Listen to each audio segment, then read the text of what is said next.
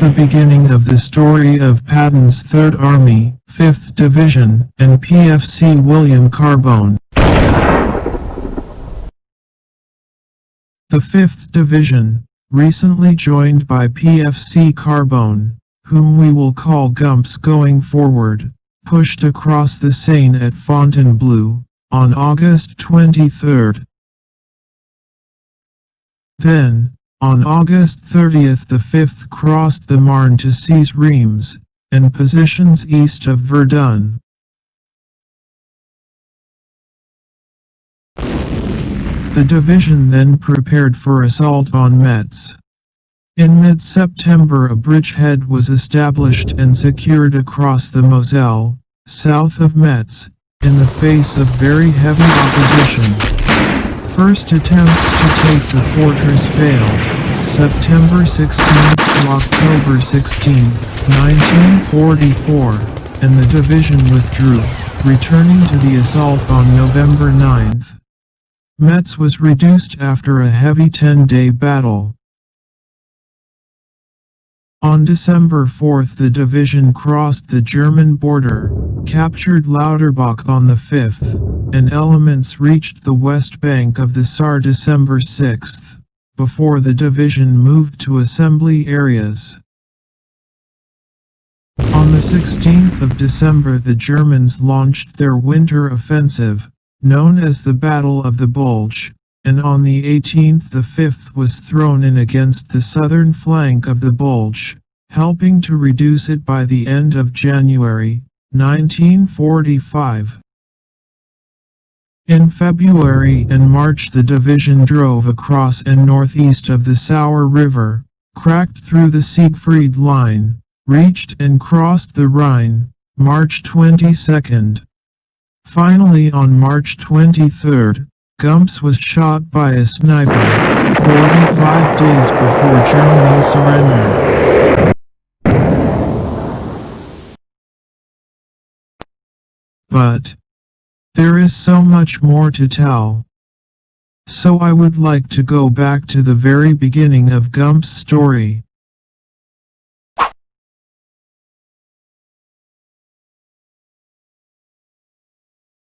During the Depression, gas rationing was in effect. Here is a 1934 Ford Coupe, similar to the one owned by Gumps. Shown also is his gas rationing card. Allow me to introduce you to cigar butts.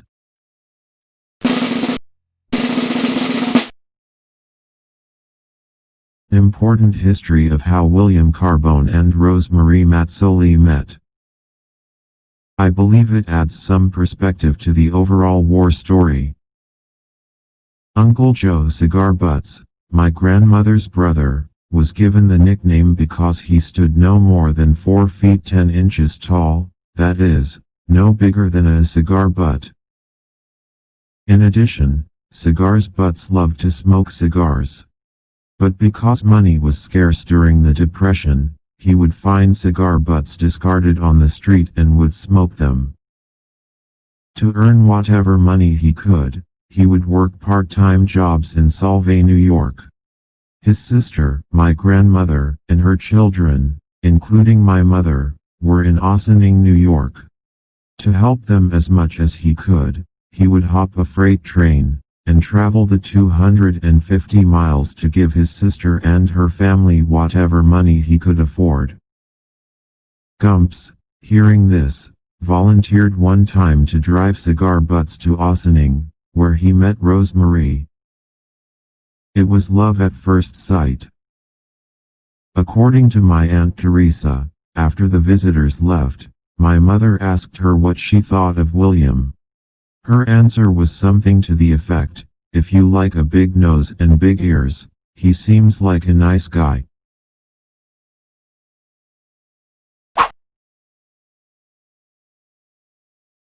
Christmas Day, the newspaper engagement announcement.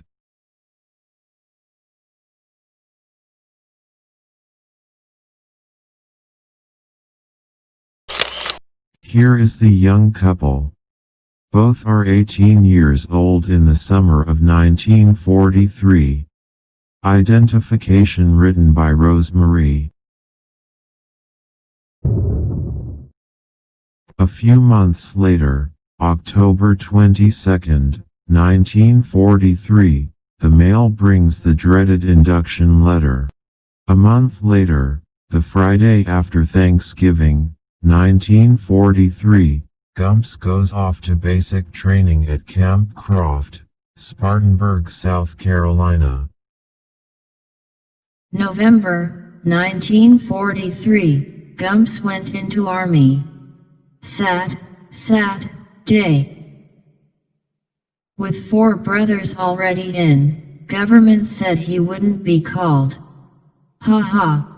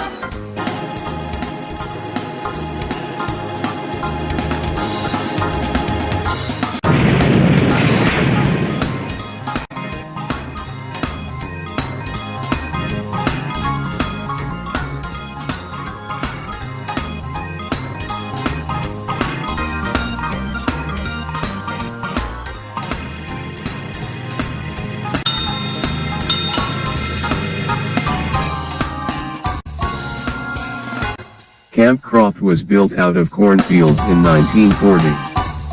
In all it included over 900 buildings. There were 321 barracks that housed almost 20,000 men.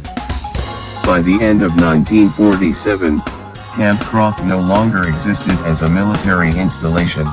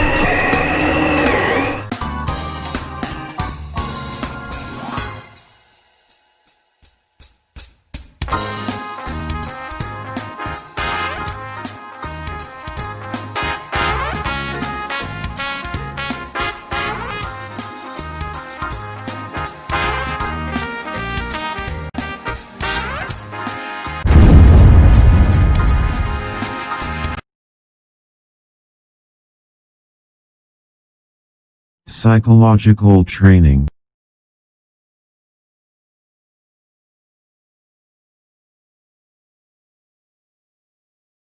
Psych Warfare Instruction Manual starts by explaining that American soldiers were naive to combat using this example. When American soldiers jumped into foxholes to let the tanks roll over them, and were bayoneted in these foxholes by the infantry that came behind the tanks, they died with an astonished look on their faces, as if they wanted to ask, could that be possible? Would they really do that? Gumps was being trained as a combat infantryman. Consider what that meant at this point in World War II. The following is the Army's description of the Combat Infantry Division. The Infantry Division was the fundamental permanent combined arms team, intended to have the right amount of organic artillery and auxiliary elements to enable its infantry riflemen to move forward against average resistance.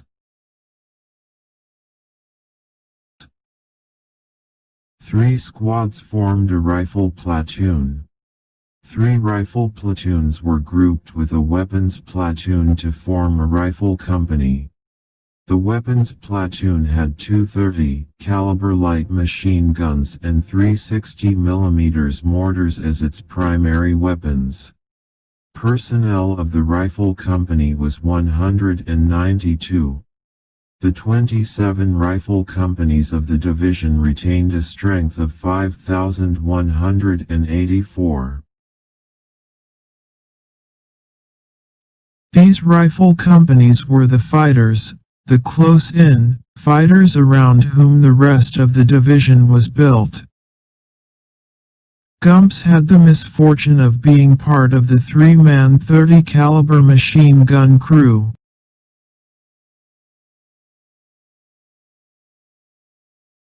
The man who has the most firepower is the machine gunner. So the average lifespan of the machine gunner in combat is 7 seconds.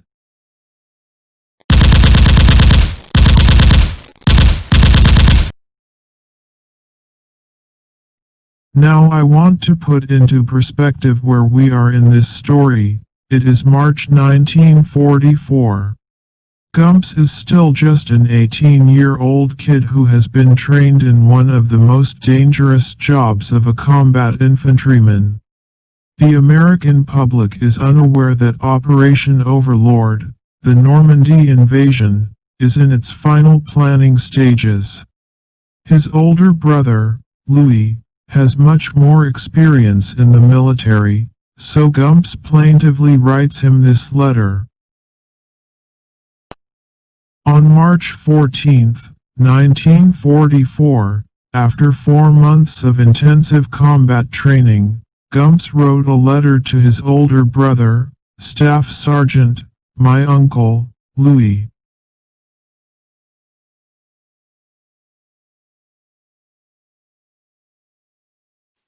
You know, Louis, the other day I got another physical examination and the doctor told me that I had a perforated eardrum.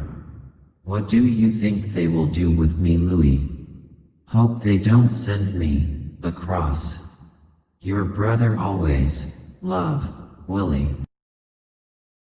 After numerous destinations, the letter is returned to Gumps at Camp Van Dorn, Mississippi, where Gumps is now stationed, never reaching Uncle Louis.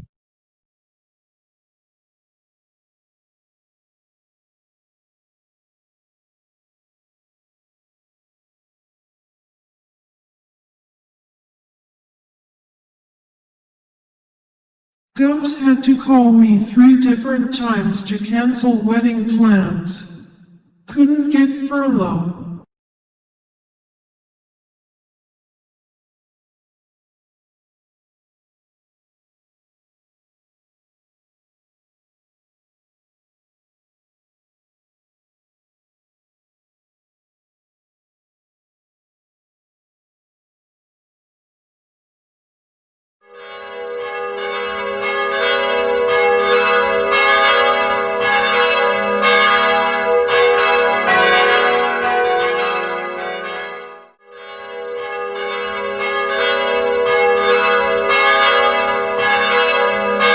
Newspaper announcement states, following a dinner and reception, the couple left for a wedding trip. Note, newspaper called it a wedding trip, to Camp Van Horn. It is actually Camp Van Dorn, not Van Horn. A wedding trip?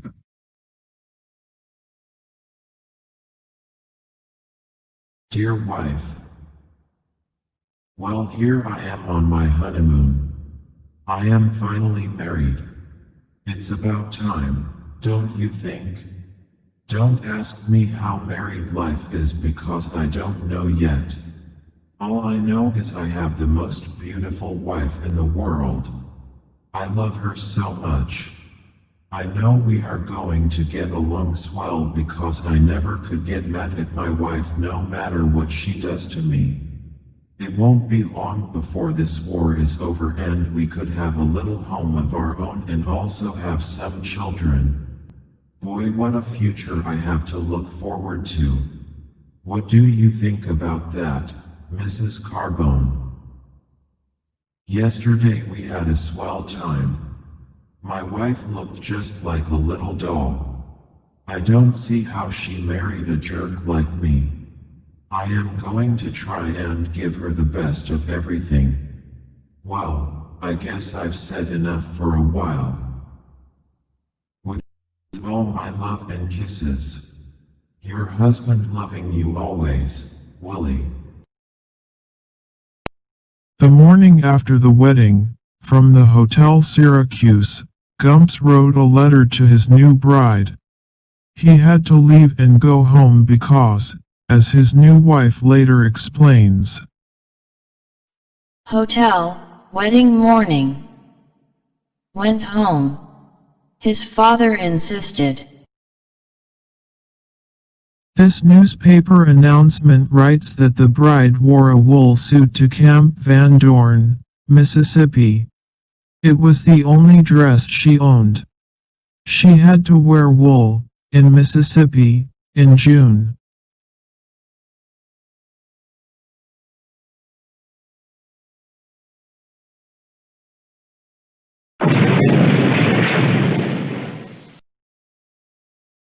Here is Special Order Number 117. Classified Restricted. Written on May 16, 1944 and effective May 19, 1944. It states that Gumps, among others, is to report for further infantry training to Camp Van Dorn, Mississippi no later than June 1.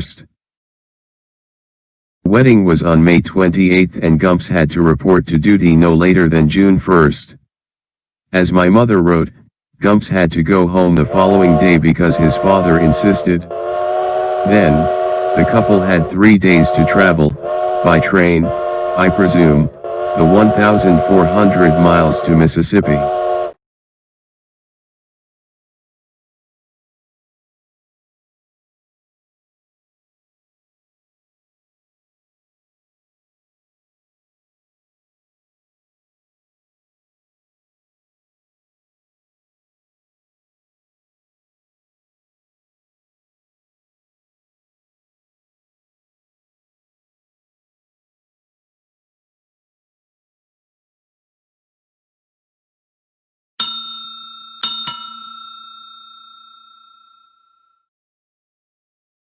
Gammy collected a lot of paraphernalia. This is the back of a placemat from the Snack Shack, in Centerville, Mississippi. It puts them in Mississippi on June 23, 17 days after D-Day. 1 month before Gumps heads overseas.